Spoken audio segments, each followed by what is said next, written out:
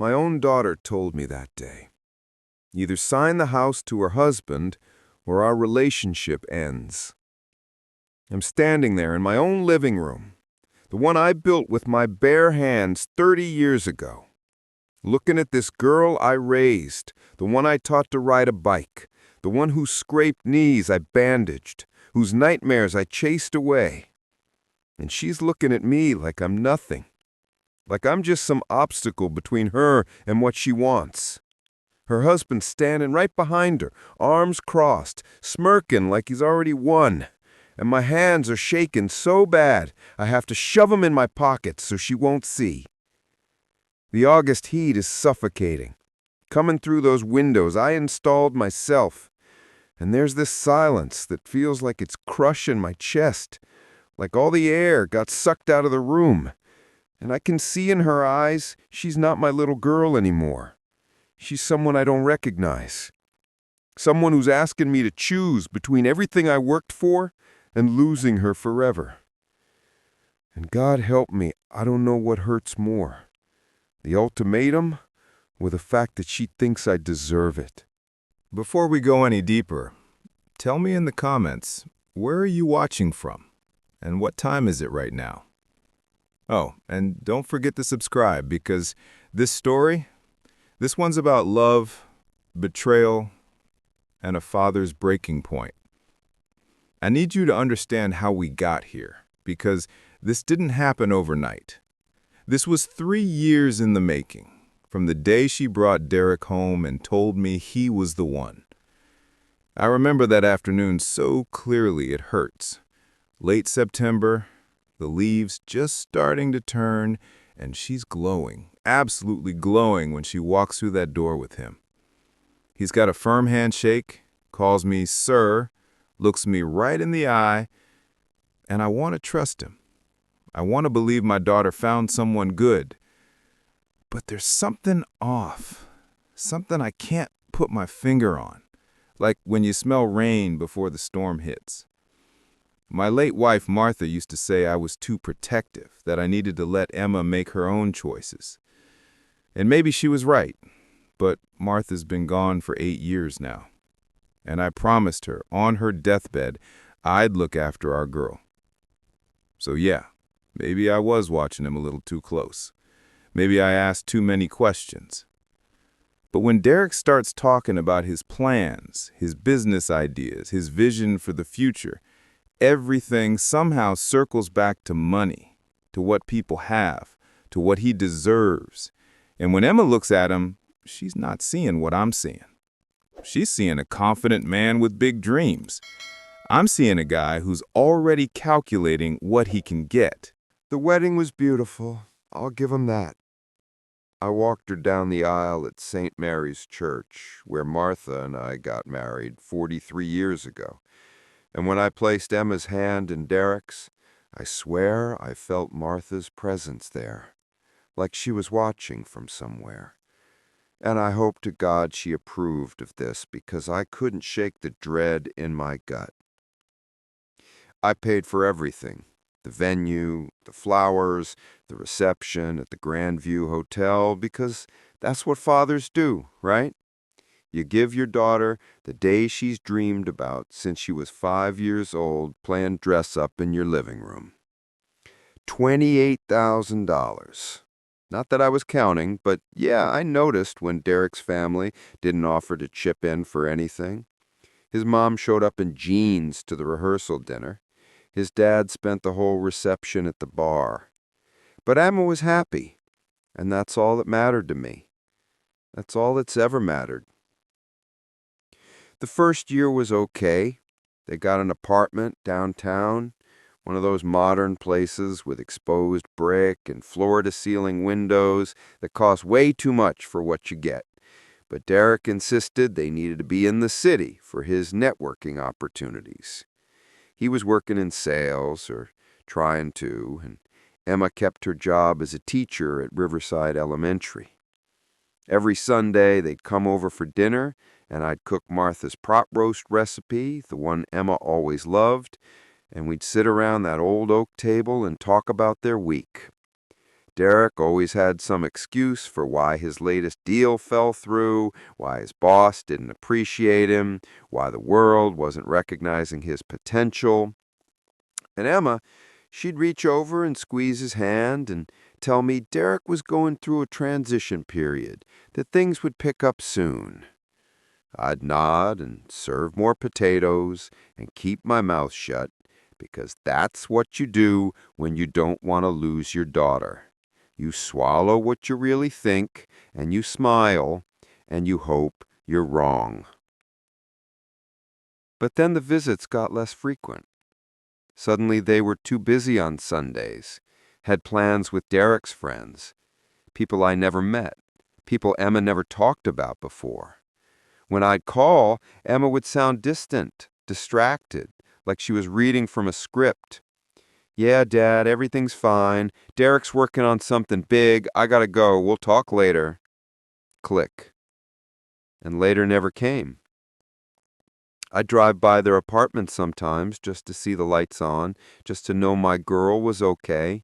And I'd see Derek's car parked out front at 2 in the afternoon on a Wednesday when he was supposed to be at work. I'd see Emma's car gone because she was at school teaching other people's kids while her husband was home doing God knows what. But I didn't say anything. I didn't interfere. I kept my concerns to myself because Martha always said I needed to trust Emma's judgment, needed to let her live her own life. Then came the money requests. Small at first. "Hey, Dad, our car broke down. Could you spot us $800 for the repairs?" "Sure, no problem." "Dad, Derek's investing in this startup. Could you loan us $3,000? We'll pay you back next month." "Okay, if it helps you guys out." Next month came and went. No mention of the money. Then it was the rent. "Dad, Derek's between jobs right now. Could you cover our rent just this once?" This once became twice, became 6 times, and I'm watching my retirement savings that Martha and I built together over 4 decades just disappearing into this black hole named Derek. And when I finally say something, when I finally tell Emma I can't keep doing this, she gets defensive. She raises her voice at me for the first time since she was a teenager.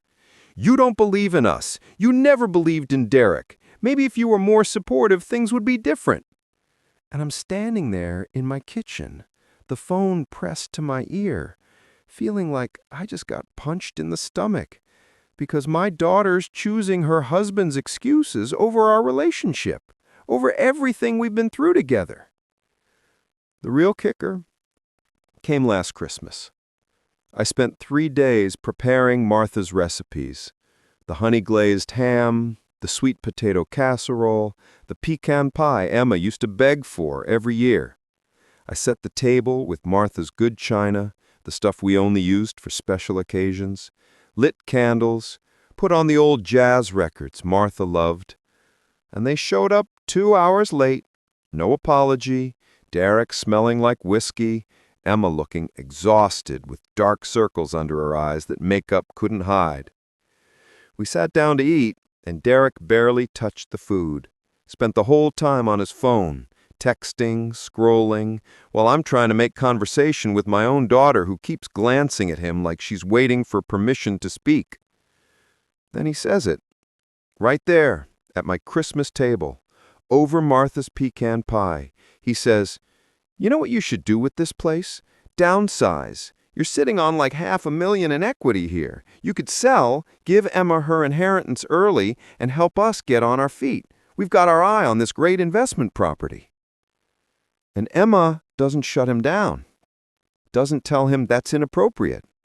She just looks at me with these hopeful eyes, like she's agreeing with him, like she's been thinking the same thing. I didn't sleep that night. I laid in the bed Martha and I shared for 35 years, staring at the ceiling fan, going around and around. And I thought about every sacrifice we made to buy this house, how we ate rice and beans for months to save the down payment, How Martha worked double shifts at the hospital while I was building my business. How we painted every room ourselves.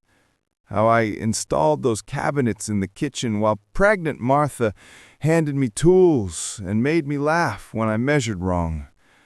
How we brought Emma home from the hospital to this house and watched her take her first steps on that hardwood floor in the living room. How Martha spent her last days in the bedroom upstairs, looking out at the garden she'd planted. And how I held her hand as she made me promise to take care of Emma and to never sell this house because it held all our memories, all our love, everything we built together. And now my daughter wants me to just hand it over to her husband like it's nothing, like it's just property, like it doesn't hold pieces of her mother's soul in every corner. I tried to talk to Emma alone after that. Called her at school during her lunch break. Asked if we could meet for coffee, just the two of us, father and daughter, like we used to. She agreed, but I could hear the hesitation in her voice.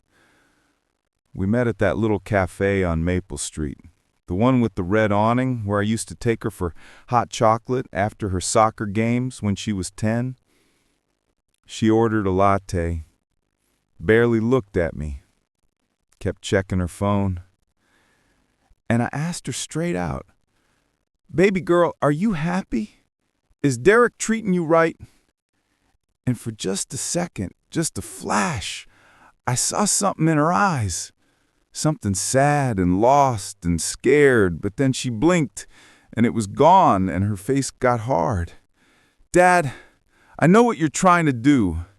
Derek's my husband. We're a team. And honestly, it would mean a lot if you'd support us instead of always questioning everything." I reached across the table to take her hand, and she pulled away. That moment, that little gesture, it broke something in me.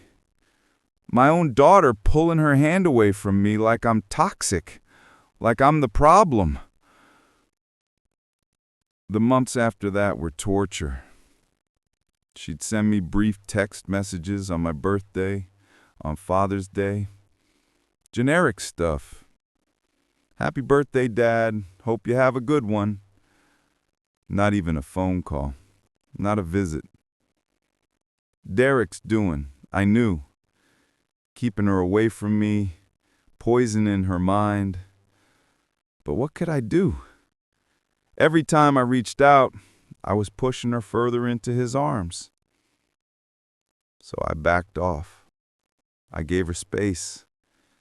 I hoped she'd come to her senses. I prayed every night that she'd wake up and see what he was doing to her, to us, to everything. And then 3 weeks ago, she called. Just out of the blue on a Tuesday evening while I'm watching the news and eating leftover meatloaf. Dad, can Derek and I come over this Saturday? We need to talk to you about something. My heart jumped. I thought maybe, just maybe, she'd finally seen the light. Maybe she was leaving him. Maybe she needed her dad's help. I said yes immediately, of course. Told her I'd make dinner, whatever she wanted. She said, "Don't worry about food, this won't take long." That should have been my first warning sign, but I was too hopeful to hear it. Saturday came, and I cleaned the whole house top to bottom, even though it was already clean. I dusted the photos on the mantel, all those pictures of Emma growing up, Emma with Martha, Emma graduating high school, college, all the moments that mattered. I wanted her to see what she was missing, these Sunday dinners, these family moments, this connection. They arrived at 3 o'clock sharp, and Derek walked in like he owned the place, hands in his pockets, eyes already calculating, looking at my furniture, my TV, probably pricing everything in his head. Emma looked nervous, wouldn't meet my eyes, and that knot in my stomach that's been there for 3 years suddenly got tighter. We sat down in the living room, Them on the couch Martha picked out at that estate sale in 1998, me in my recliner, and there was this heavy silence. Then Emma cleared her throat, glanced at Derek, and he nodded at her, like, go ahead, and that's when she said it. Dad, we've been thinking about our future, about starting a family, and we need stability. We need assets. Derek and I talked to a lawyer, and we think the best solution is for you to sign the house over to me, to us. You can stay here as long as you want. We're not trying to kick you out, but legally, the house would be ours. It's going to be mine eventually anyway, right? So why not do it now when it can actually help us? The room started spinning. I heard the words, but they didn't make sense. I looked at my daughter, really looked at her, trying to find the little girl who used to crawl into my lap when she was sad, who used to tell me I was her hero, who used to say she wanted to marry someone just like me someday. And she's sitting there, telling me to give up everything Martha and I built, everything I promised Martha I'd protect. I asked her why. Why now? What changed? And Derek jumped in before she could answer. Started talking about tax benefits and estate planning and how this was really the smart move for everyone, how I'd be protected, how they'd take care of everything. And I'm watching Emma's face while he's talking, and she's nodding along, but her eyes are empty, like she's not even really there, like she's given up on thinking for herself. So I said no. Just straight up no. I told them this house was Martha's legacy, that I made a promise that I wasn't signing over anything. And Derek's face changed, got red, got angry, and he leaned forward and said, "Listen, old man, Emma deserves better than waiting around for you to die to get what's rightfully hers. We're trying to do this the nice way, but there are other options." I stood up, told him to get out of my house. And Emma stood up too, but not to calm things down, to stand with him. She looked at me with tears in her eyes. And that's when she delivered the final blow. "Dad, if you can't do this one thing for me, if you can't support my marriage and my future, then maybe we need to take a break from each other. Maybe we need some time apart until you can see things clearly." I asked her if that's really what she wanted. If she was really choosing her husband of 3 years over her father who raised her, who's loved her since the day she was born, who's never let her down. And she didn't answer. She just grabbed Derek's hand and walked toward the door. I called after her, told her I loved her, told her this wasn't right, told her Martha would be heartbroken seeing her like this. She stopped at the door, looked back at me, and whispered, "Mom would want me to be happy, and you're standing in the way of that." And then they left. Door closed, engine started, drove away. And I'm standing in my living room, legs shaking, heart pounding, realizing I just lost my daughter. That was 3 weeks ago, and I haven't heard from her since. I've called 17 times, left messages, sent texts. Nothing, just silence. And that brings me to today, to this moment, to this decision I'm facing. I've been sitting in this house for 3 weeks, surrounded by Martha's things, Emma's childhood drawings still on the refrigerator. And I've realized something. I can't stay here anymore. This house was supposed to be filled with love and family and memories, and now it just feels like a tomb, like I'm living in a museum of everything I've lost. Martha's gone. Emma's gone. And I'm just this old man rattling around in rooms that used to hold laughter and now only hold echoes. So, I made a decision. I called the lawyer yesterday, set up a trust, made sure the house is protected, made sure Emma can't touch it until I'm gone. And even then, there are conditions, requirements that Derek can't be involved.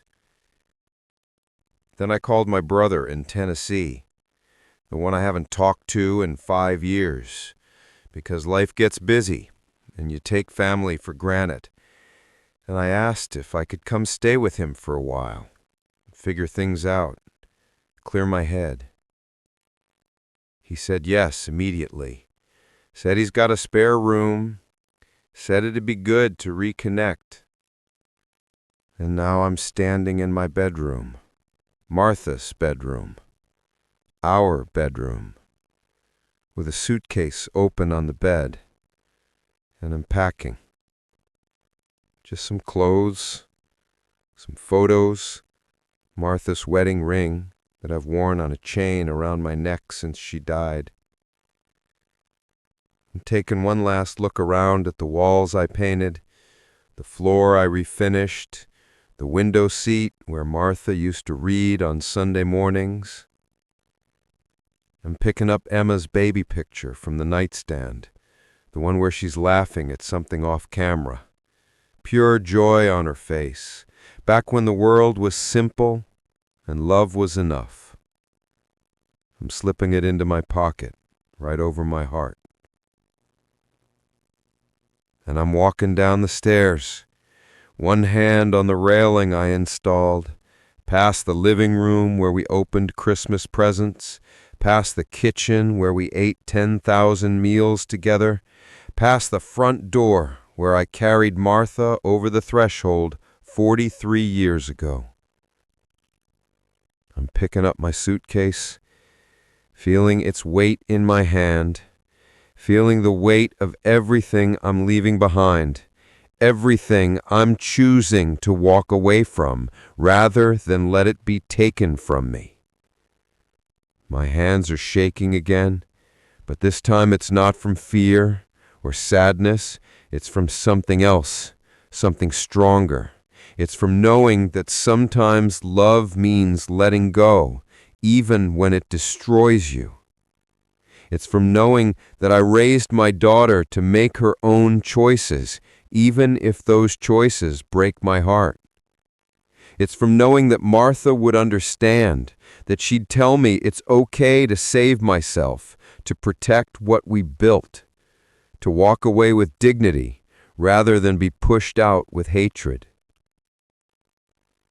So I'm opening this door, stepping out onto the porch where Emma learned to ride her bike, where Martha and I used to sit and watch the sunset, and I'm closing it behind me, hearing that lock click into place. I'm walking to my truck, the same Ford I've had for 15 years, tossing my suitcase in the back. I'm sitting in the driver's seat, hands on the wheel, engine running, and I'm taking one last look at the house, at the home, at everything I'm leaving behind. And I'm backing out of the driveway, tears finally breaking free, streaming down my face, blurring my vision, but I keep driving, because if I stop now, I'll never leave. I'll never be free. I'm driving away from the life I built towards something uncertain, something unknown, but at least it's mine. At least it's my choice. At least I'm not begging my own daughter to love me anymore. The house gets smaller in my rearview mirror. Then it turns the corner and it's gone. And I'm alone on this highway with nothing but the road ahead and the pieces of my broken heart scattered on the seat beside me. The first hour of driving, I don't remember much, except the blur of trees and the white lines on the asphalt disappearing under my hood, one after another like they're being swallowed by time itself. My hands grip the steering wheel so tight my knuckles are white and my shoulders ache, but I can't seem to loosen up. Every mile takes me further from everything I know and closer to something I can't even picture yet. The sun's starting to set, painting the sky in these deep oranges and purples that Martha used to love. And I'm thinking about all those evenings we'd sit on the back porch and watch the day end, her hand in mine, not needing to say anything because being together was enough. That's when it hits me, really hits me, that I'm leaving behind more than just a house. I'm leaving behind every moment of Emma's childhood that lives in those rooms. The time she was 6 and caught the stomach flu, and I stayed up with her for 3 nights straight, holding her hair back, wiping her forehead with cool washcloths, telling her stories about brave princesses who conquered dragons just to make her forget how awful she felt.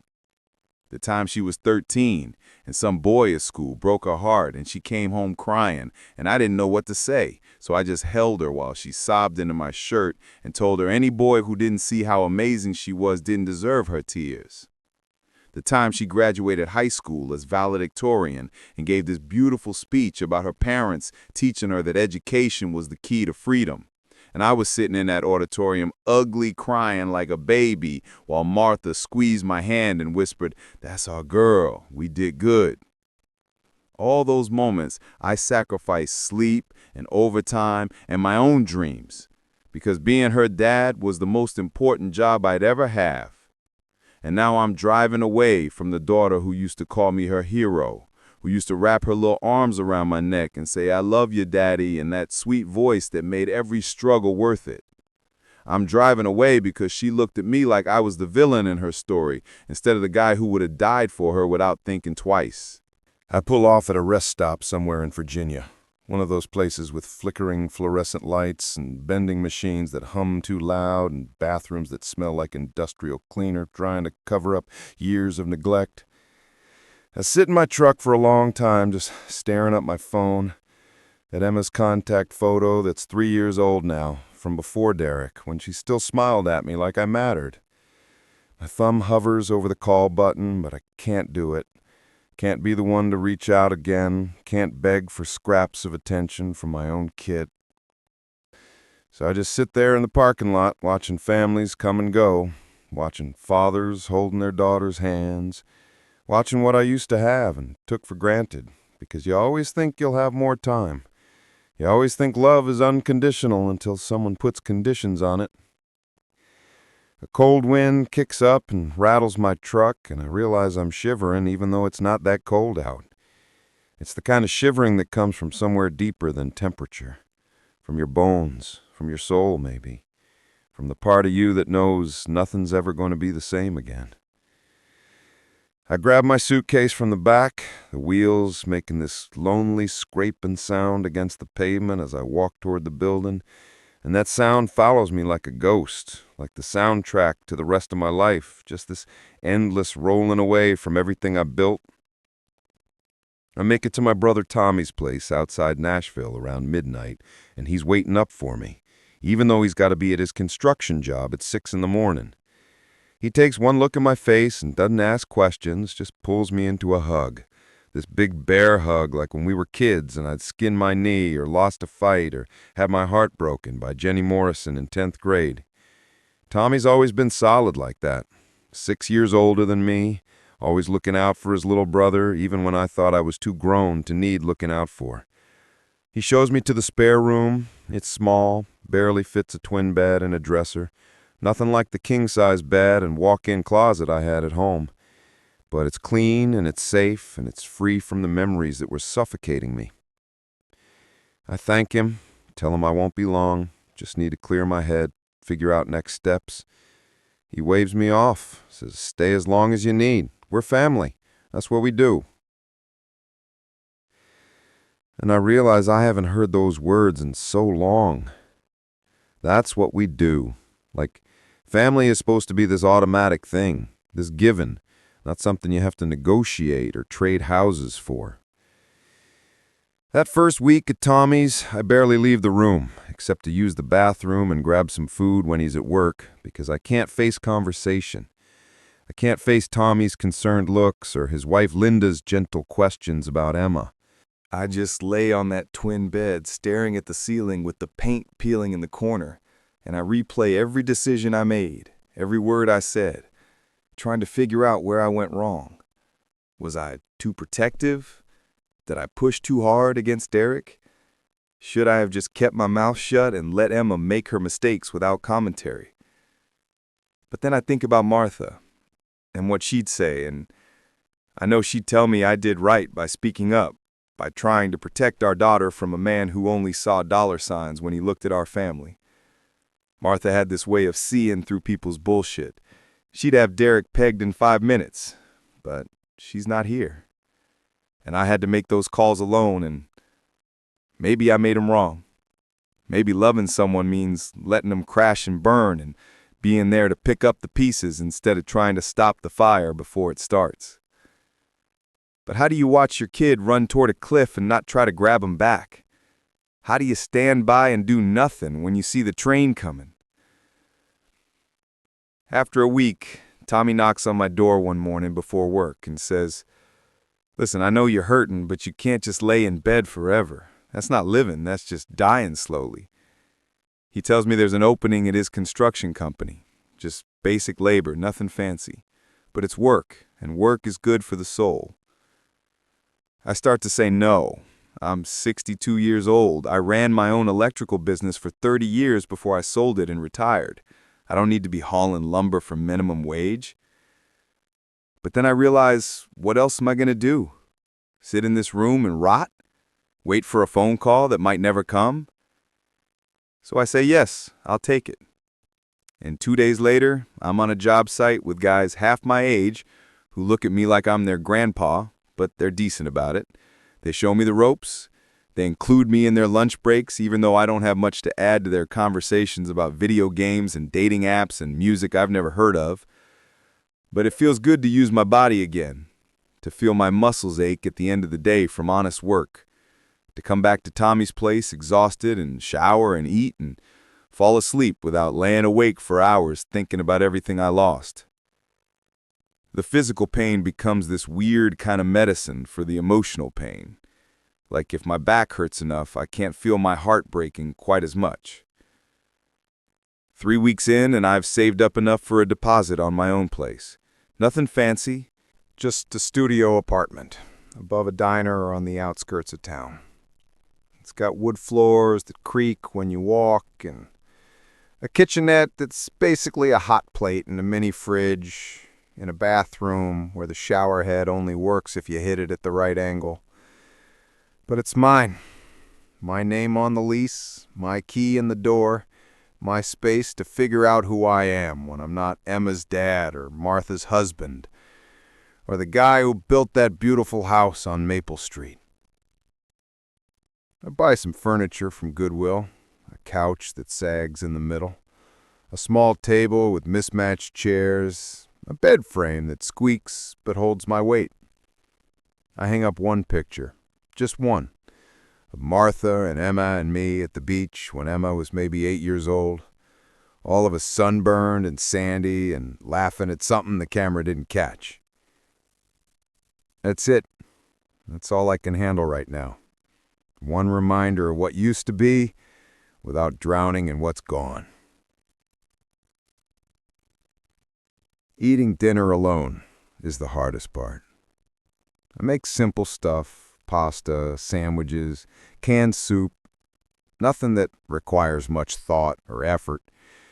But sitting at that small table with no one across from me, no one to ask about their day, no one to share stories with, it's so quiet. I can hear the clock ticking on the wall and my own chewing and the couple arguing downstairs, and it all feels so empty.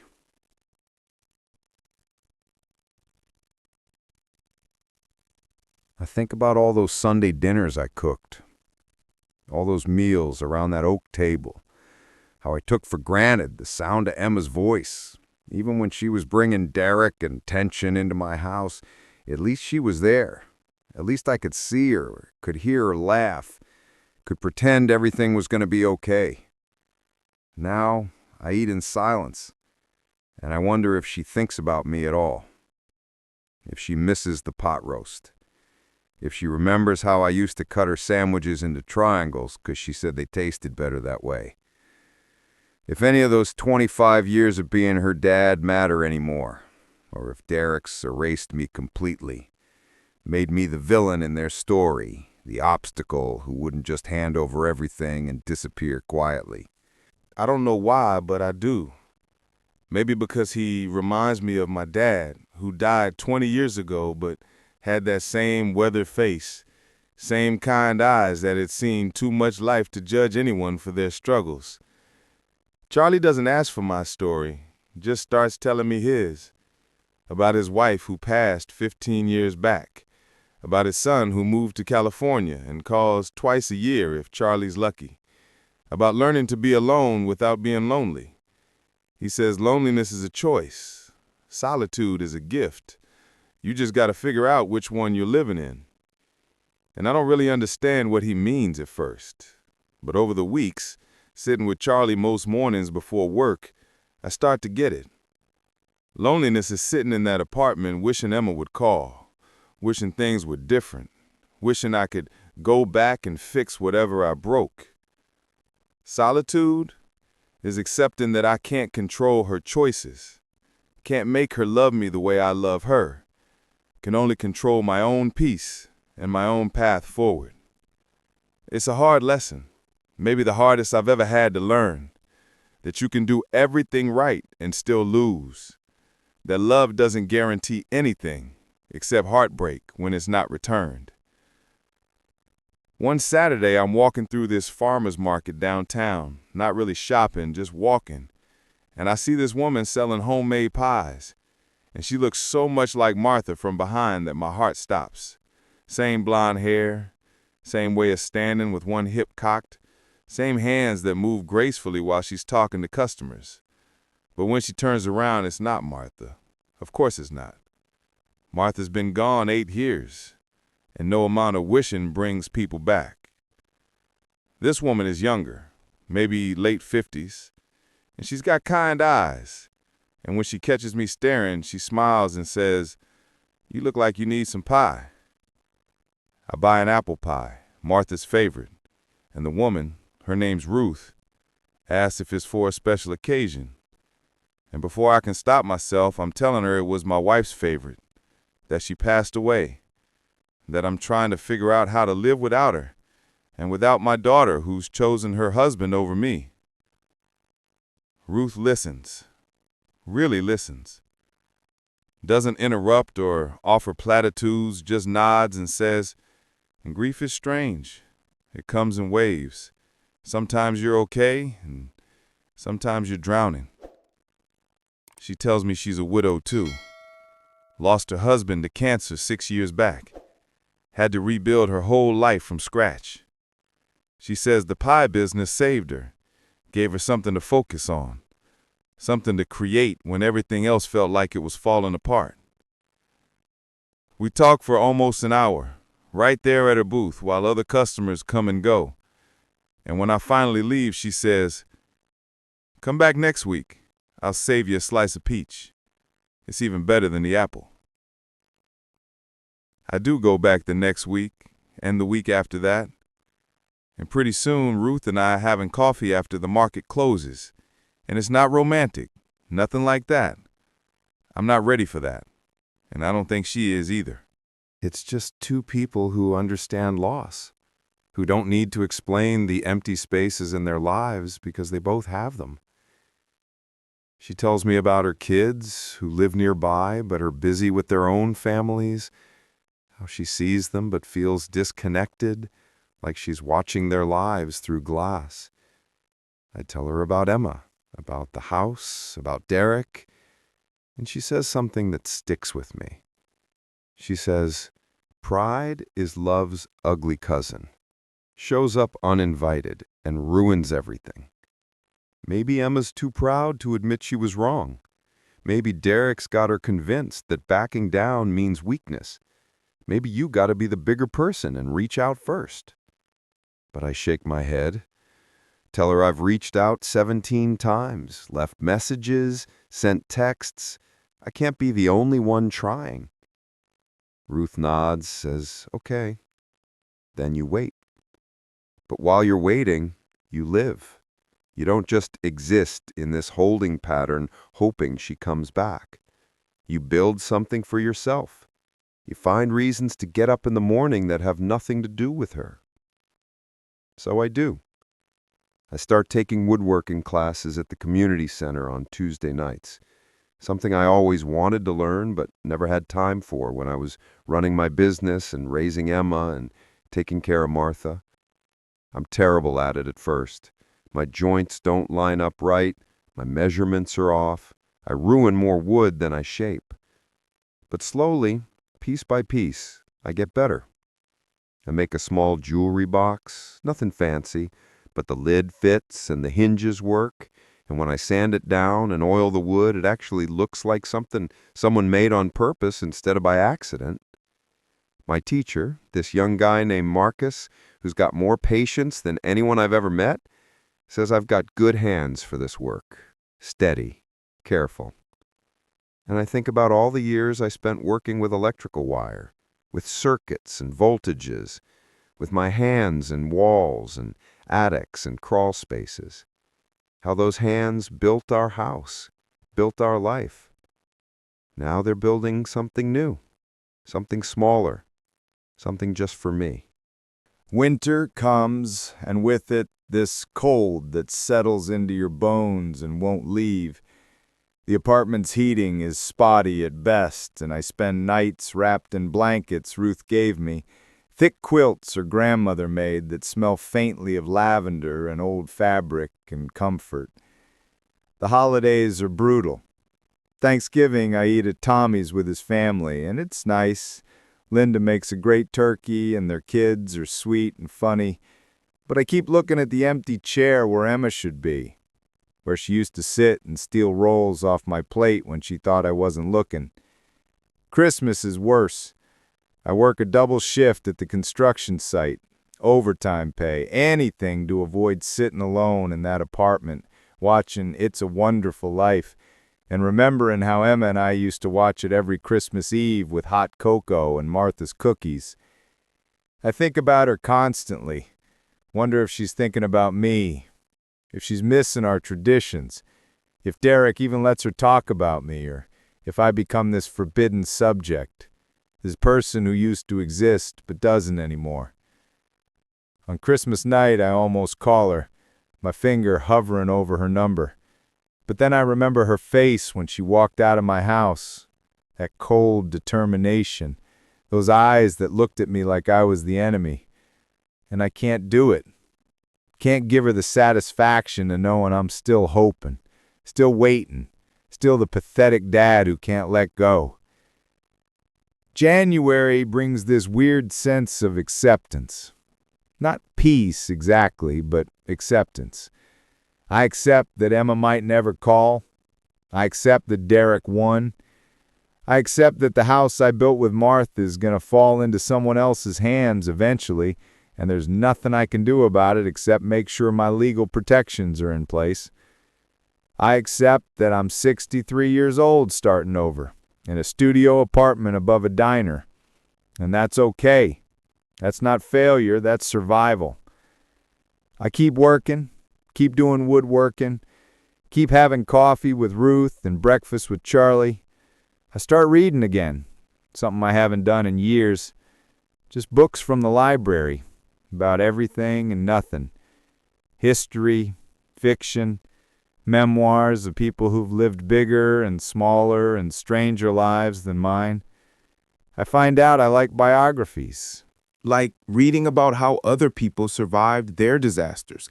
Like knowing I'm not the first person to lose everything and have to rebuild. One Tuesday in February, I'm at woodworking class, and Marcus asks if I want to help him with the commission he got, building custom cabinets for someone's kitchen. He says he could use an extra set of skilled hands and he'll pay me. Not much, but something. I say yes immediately because it feels good to be needed, to be useful, to have someone see value in what I can do. We worked together on weekends, measuring, cutting, sanding, assembling, and it reminds me of the old days running my electrical business. That satisfaction of creating something functional and beautiful, something that'll last. The woman who hired us comes by to check the progress, and she's thrilled, says these are exactly what she wanted, says we do beautiful work. And that word, beautiful, it hits different now. I used to think beautiful meant my house, my marriage, my daughter. But maybe beautiful can also mean these cabinets, this friendship with Marcus, these morning coffees with Charlie, this quiet life I'm building piece by piece from the wreckage of the old one. March comes, and with it this feeling I can't quite name. Not happiness exactly, maybe contentment, maybe just the absence of constant pain. I'm sleeping better, not great, but better. I'm eating regular meals, taking care of myself, not just surviving, but actually living like Ruth said to do. I made a few small pieces of furniture for my apartment. A bookshelf, a side table, a coat rack by the door. Places started to feel less like a temporary stop and more like home, whatever home means now. I think about Martha less painfully, more sweetly, remembering the good without being destroyed by missing it. I think about Emma constantly, but it doesn't cripple me anymore. I've learned to carry the hurt, like Charlie carries his loneliness, like Ruth carries her grief, like everyone carries their losses. Just part of the weight of being human. Part of the price of loving someone enough that losing them leaves a hole. I'm at work on a Thursday afternoon in late March, up on a roof helping install some solar panels, and Tommy calls my cell. I almost don't answer because I'm harnessed in and busy, but something makes me take the call. He says someone's been calling the house looking for me, someone with a trembling voice who wouldn't leave a name but said it was urgent. He gave them my number. I thank you. Hang up. And for the next 2 hours, I'm distracted, sloppy, almost drop a panel because my hands are shaking. I know before my phone rings who it is. I just know. That night, I'm back at my apartment heating up some soup when my phone buzzes. Emma's name on the screen. Emma's photo, 3 years old, smiling at me like I still matter. I stare at it for 3 rings. 4, my heart hammering so hard I can hear it in my ears. On the 5th ring, I answer. Don't say anything. Just answer and wait. And then I hear it. Her voice. Older somehow. Smaller. Broken in a way I've never heard before. Dad, she says, and that one word carries so much weight, so much regret, so much pain. Dad, I made a mistake. I need you. I can't speak. My throat's closed up, my whole body's frozen, and I'm standing in this tiny kitchen with soup bubbling on the hot plate, and my daughter crying on the other end of the line, and I don't know what to feel. There's this war happening inside me. This massive collision between the part that wants to say, I told you so, I warned you, you chose him over me, and now you're calling because you need something, and the part that's already grabbing my keys, already planning the drive back, already forgetting every ounce of pain she caused, because that's what dads do. We're hardwired to run toward our kids even when they've broken us. She's sobbing now, really sobbing, and I can hear it's not just tears, it's that ugly crying that comes from somewhere deep, that comes from everything falling apart at once. Dad, please, she says, and her voice cracks on the word please, like it's costing her everything to ask. Please, I need you to come home. Everything's gone wrong. Everything. Derek's gone, and I'm so scared, and I don't know what to do. And you were right. You were right about everything, and I'm so sorry. I'm so sorry. The soup boils over, hissing on the hot plate, but I don't move to turn it off. I'm pressing the phone so hard against my ear it hurts, and I'm trying to form words, but they won't come. I close my eyes, and suddenly, I'm not in this apartment anymore. I'm back in her bedroom when she was 7. The night she had that terrible nightmare about monsters under her bed. She'd called out for me. Just like this, voice high and terrified. "Daddy, Daddy, I need you." And I'd run down that hallway like the house was on fire, burst into her room, scooped her up and held her while she cried into my shoulder. I told her there were no monsters, that I'd checked everywhere, that nothing could hurt her while I was there. She believed me back then. Trusted me completely. Thought I could fix anything, protect her from everything. And I did, or I tried to. For 25 years, I tried to be that dad. The one who showed up, the one who kept her safe. But then Derek came and convinced her I was the monster. I was the threat. I was what she needed protection from. And now she's calling me again.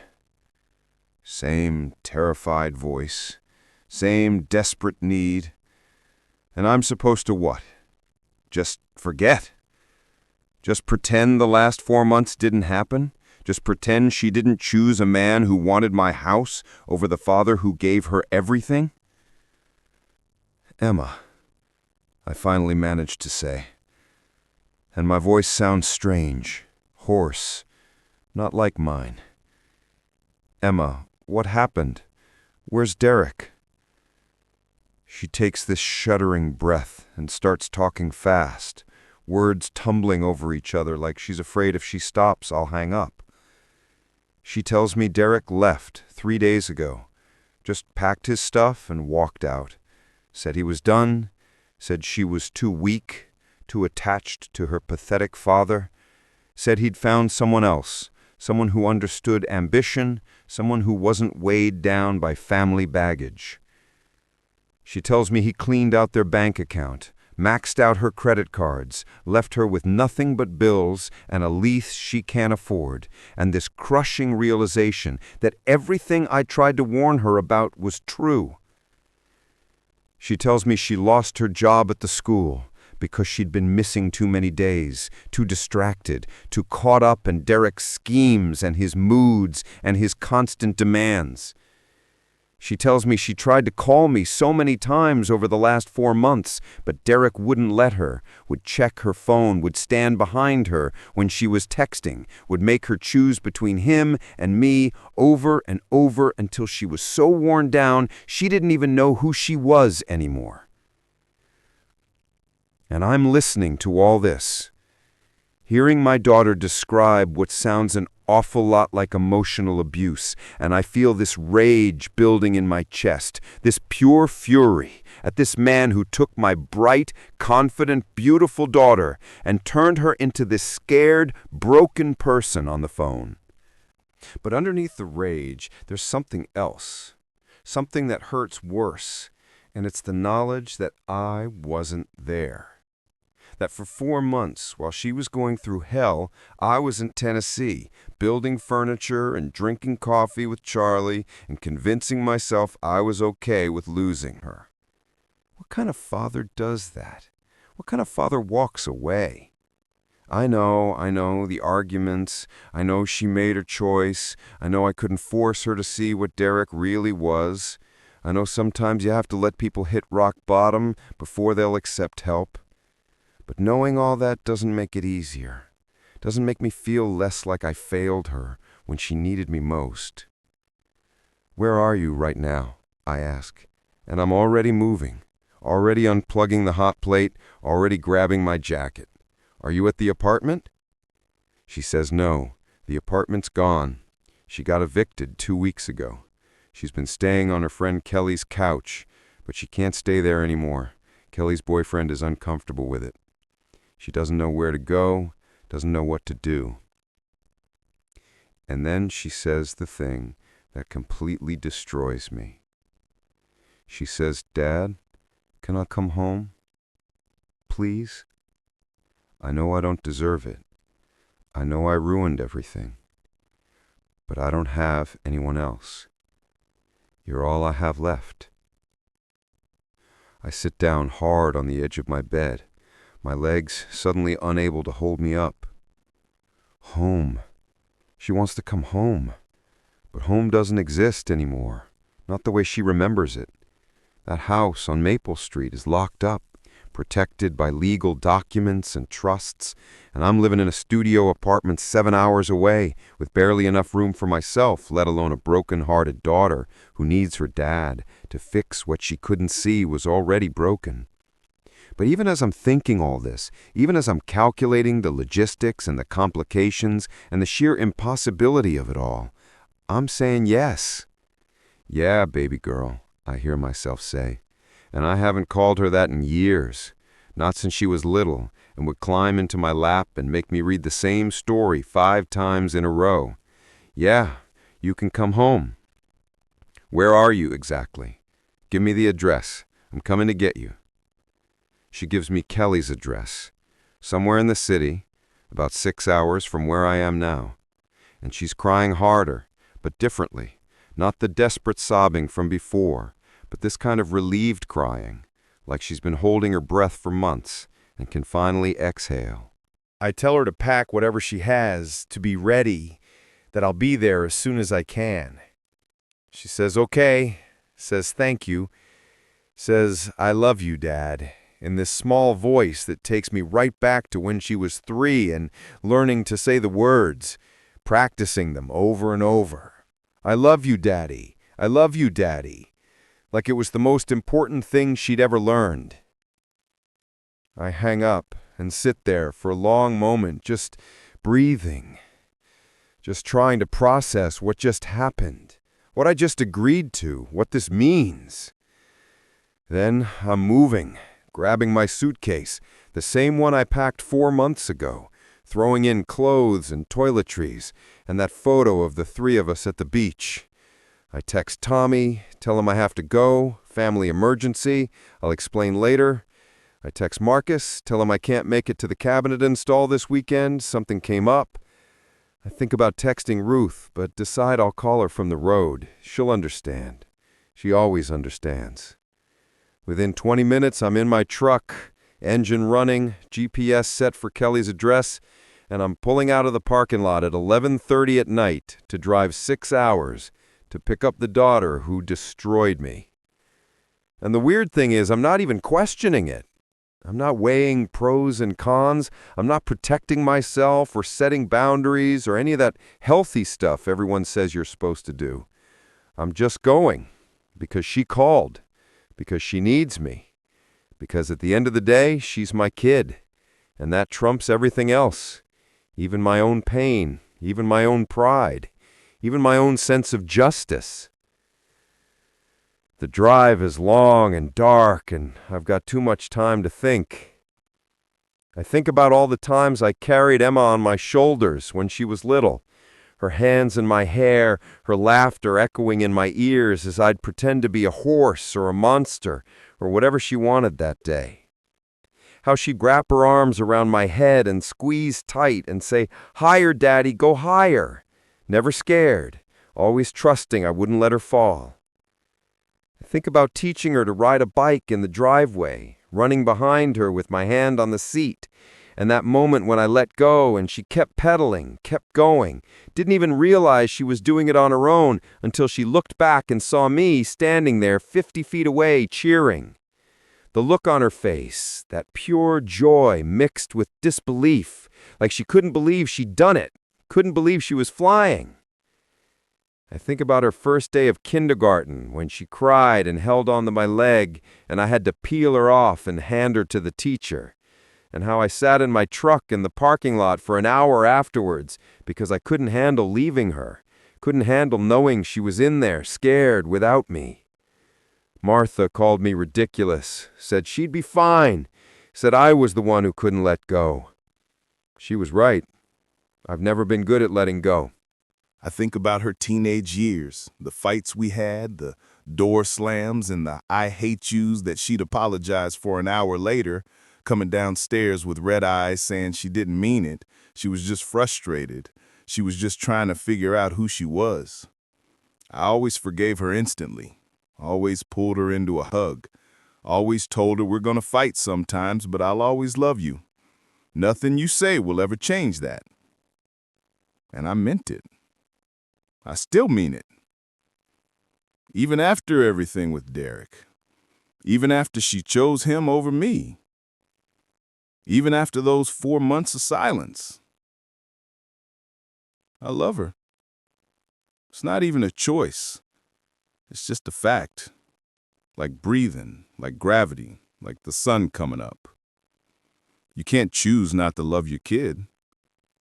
You can be angry, you can be hurt, you can walk away for your own sanity, but you can't stop loving them. At least I can't. Maybe that makes me weak.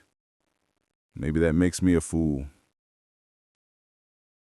I don't care anymore.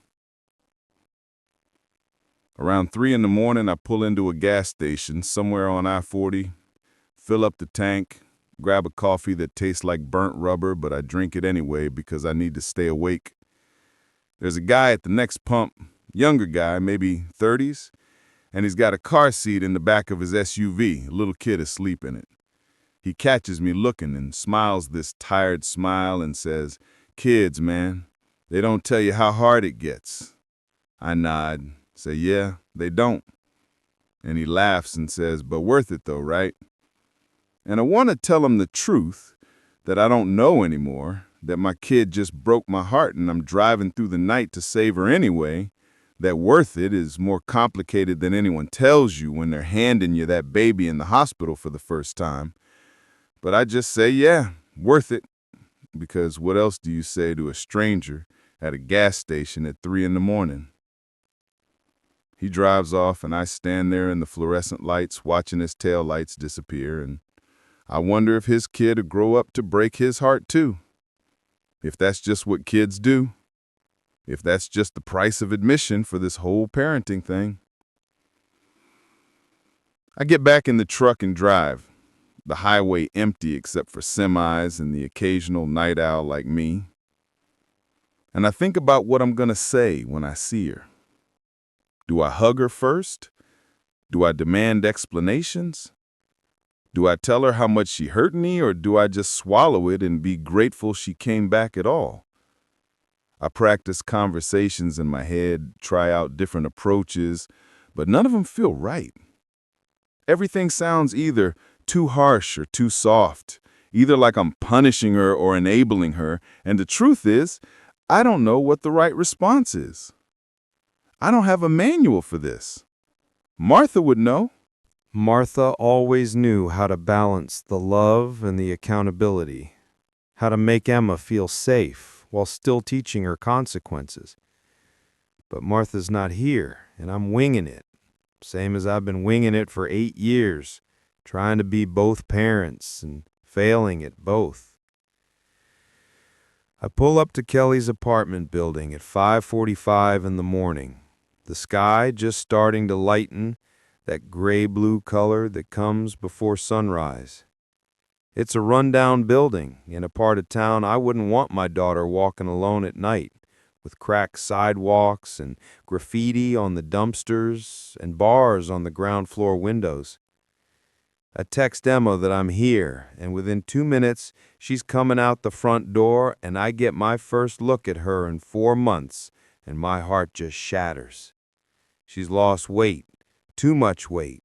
Her face is pale and drawn. Her hair's pulled back in a messy ponytail. She's wearing old jeans and a sweatshirt that's too big for her, and she's carrying one small duffel bag. That's it. One bag. This girl who used to have a closet full of clothes and shoes and all the stuff young women accumulate. Now she's got one bag, and she looks so small. So much younger than 28, like she's shrunk back into that scared 7-year-old having nightmares. I get out of the truck, and we just stand there for a second, 10 feet apart on the sidewalk, and I can see she's terrified I'm going to yell at her. Terrified I'm going to say, "I told you so." Terrified I'm going to make her feel worse than she already does. But I can't do any of that. I can't do anything except close the distance between us and pull her into my arms and hold her while she collapses against me, sobbing. She's saying, "I'm sorry," over and over. "I'm so sorry, Daddy, I'm so sorry." And I'm just holding her. One hand on her back, one hand on her head like when she was little. And I'm saying, "It's okay. It's okay. I've got you. You're safe now." And I mean it.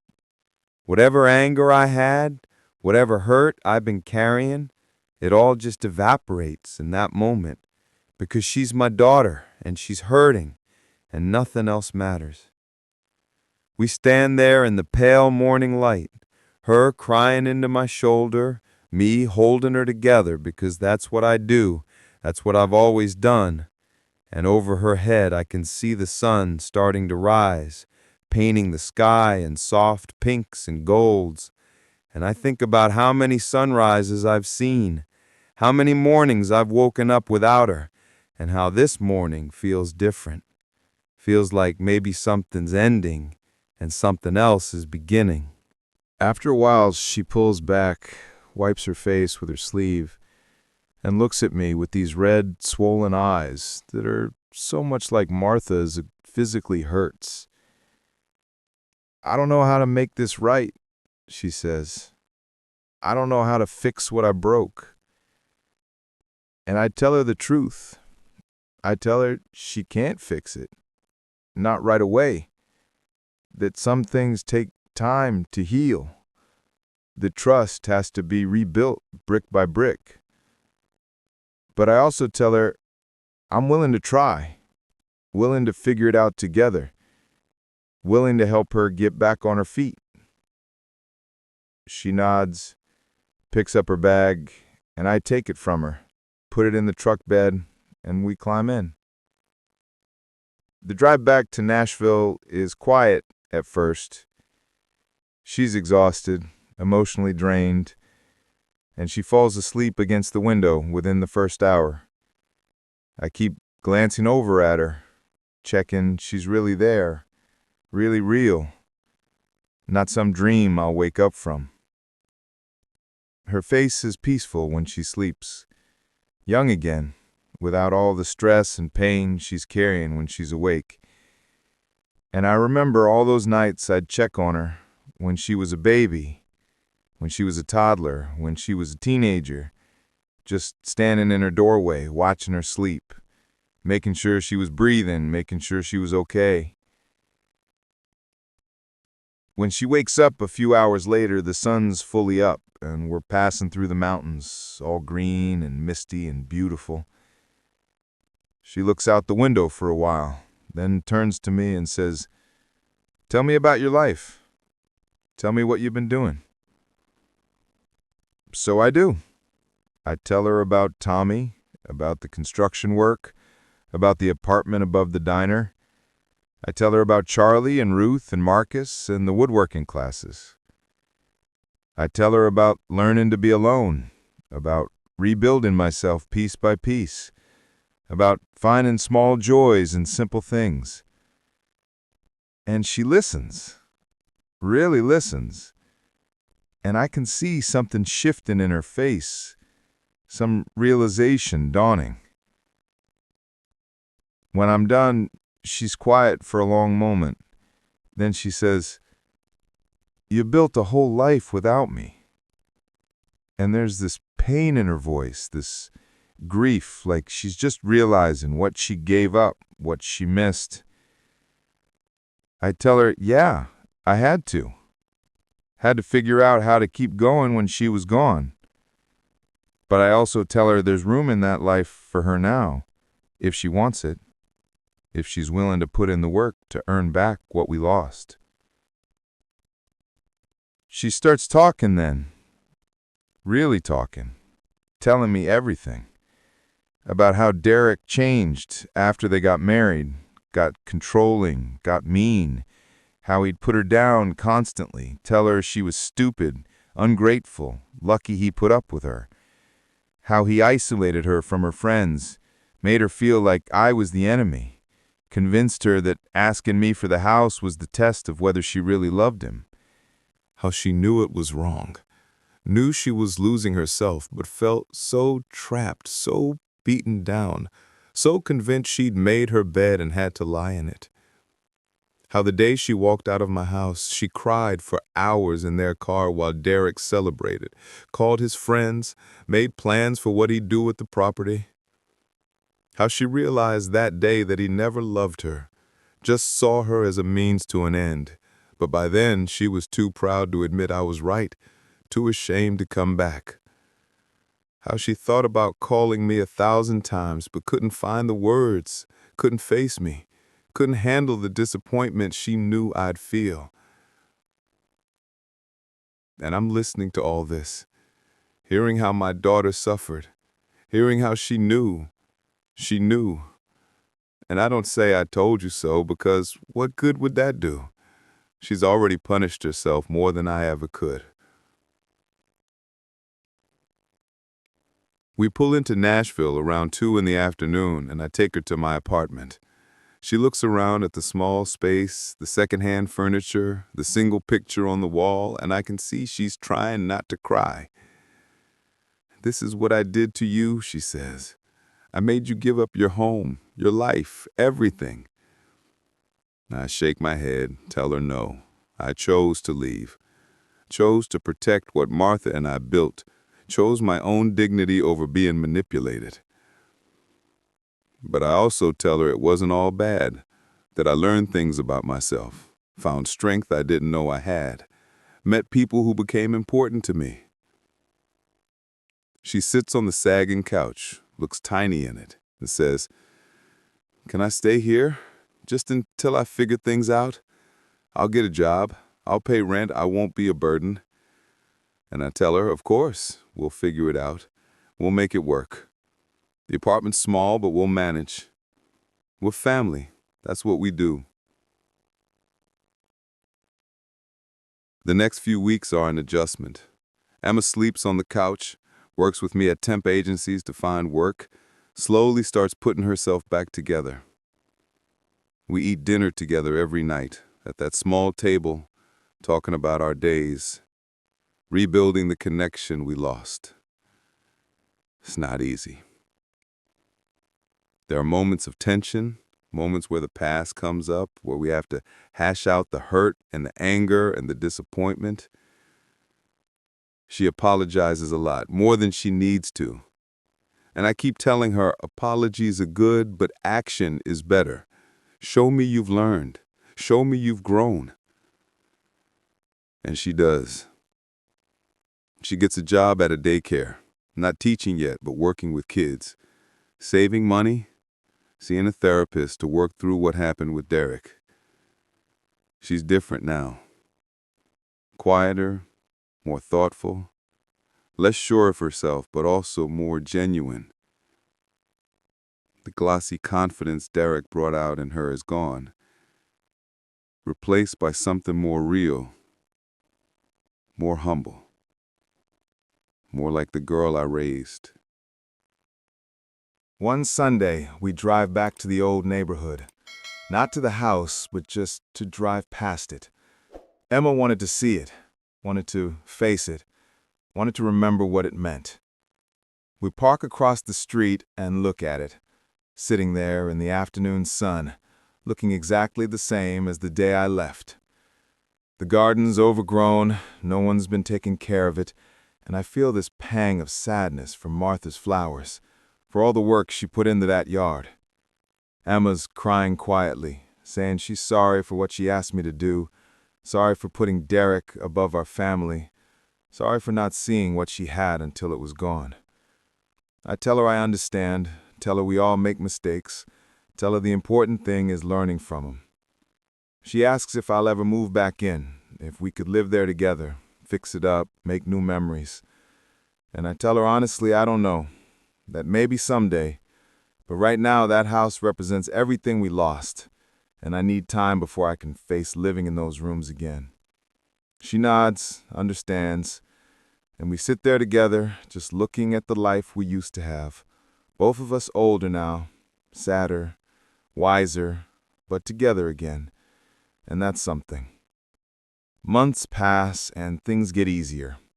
Emma gets promoted at the daycare, starts talking about going back to school to finish her teaching certification. She moves into her own small apartment, nothing fancy, but hers, earned with her own money, her own effort. We see each other twice a week for dinner, sometimes at her place, sometimes at mine, sometimes at this little Italian restaurant halfway between us that makes pasta like Martha used to make. We're rebuilding trust slowly, carefully, and it feels right, feels earned. She's dating again, nothing serious, but this time she's careful. This time she introduces me early, asks my opinion, values my input. She's learned that love doesn't mean losing yourself. That partnership doesn't mean giving up your family. That the right person will add to your life, not subtract from it. And I'm learning to forgive her fully, to let go of the resentment I carried, to see her as an adult who made mistakes and owned them, rather than the daughter who betrayed me. One morning, I'm sitting on the steps of my apartment building, watching the sunrise, coffee in hand, and Emma calls just to say good morning, to tell me she loves me, to thank me for not giving up on her, even when she gave up on herself. After we hang up, I sit there thinking about the last year, about losing her and finding myself, and losing myself and finding her, about how life breaks you sometimes to reshape you into something stronger. I think about Martha and how she'd be proud of Emma for coming back, proud of me for forgiving her, proud of us for fighting our way back to each other. I think about that house on Maple Street and how it's just wood and nails and memories, how home isn't really a place, it's the people you love and who love you back. I think about Derek and how he took so much from Emma, but also taught her what she didn't want, what she wouldn't accept, what real love looks like by showing her everything it's not. And I think about that night 4 months ago when I drove away with tears streaming down my face, thinking I'd lost her forever, not knowing that sometimes walking away isn't the end. Sometimes it's how you teach love to find its way home. The sun clears the horizon, painting everything gold, and I close my eyes and feel Martha's presence. Feel Emma's resilience, feel my own hard-won peace, and I know whatever comes next, we'll face it together, father and daughter, broken and healed and stronger for the breaking.